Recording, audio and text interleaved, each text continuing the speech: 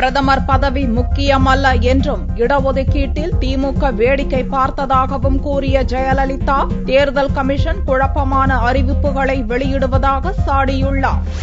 அதிமுக பொதுச் செயலாளரும் முதல்வருமான ஜெயலலிதா செவ்வாயன்று அரக்கோணம் மற்றும் திருவள்ளூரில் தேர்தல் பிரச்சாரம் மேற்கொண்டார். இடஒதுக்கீட்டு பிரச்சினையில் முன்னாள் முதல்வர் எம்ஜிஆர் மற்றும் தான் நடவடிக்கை மேற்கொண்டபோது திமுக வேடிக்கை பார்த்ததாக ஜெயலலிதா கூறினார். 1980 வரை 31 விழுக்காடாக இருந்த பிற்படுத்தப்பட்டோருக்கான இடஒதுக்கீடு இதயதெய்வம் புரட்சித் தலைவர் எம்ஜிஆர் ஆட்சி காலத்தில்தான் 50 விழுக்காடாக உயர்த்தப்பட்டது.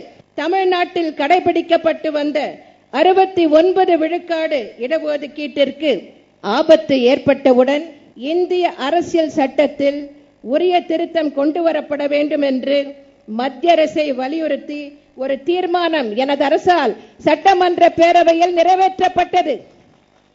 மத்திய அரசுக்கு அனுப்பி வைக்கப்பட்டது. பல போராட்டங்கள் நடத்தப்பட்டன.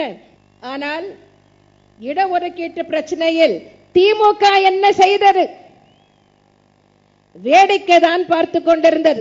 பிரதமர் பதவி முக்கியமில்லை என்று கூறிய ஜெயலலிதா தனக்கு தமிழகத்தின் நலனே முக்கியம் என்றார்.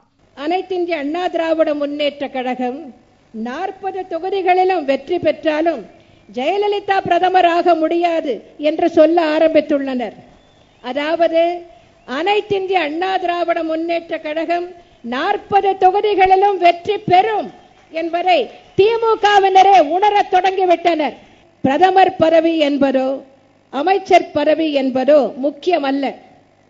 தமிழ்நாட்டிற்கு என்னென்ன திட்டங்களை செயல்படுத்த முடியும் என்பதும் தமிழகத்திற்கு என்ன நன்மைகள் செய்ய முடியும் என்பதும் தான் எங்களது சிந்தனை.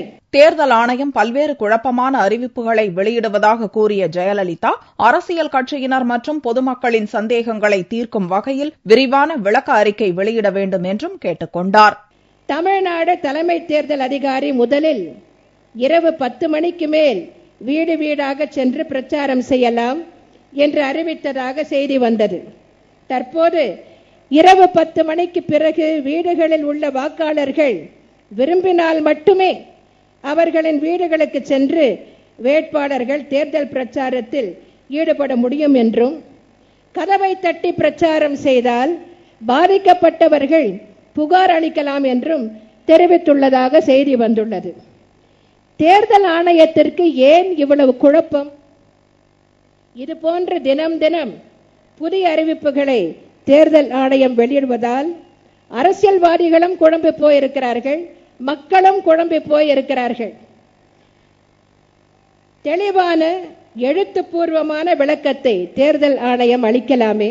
புதிய தலைமைச் செயலகம் குறித்த திமுக தலைவர் கருணாநிதியின் குற்றச்சாட்டுக்கு நீண்ட விளக்கம் அளித்த ஜெயலலிதா எய்ம்ஸுக்கு இணையான மருத்துவமனை அமைக்கப்பட்டுள்ளதாக பெருமிதம் தெரிவித்தார்.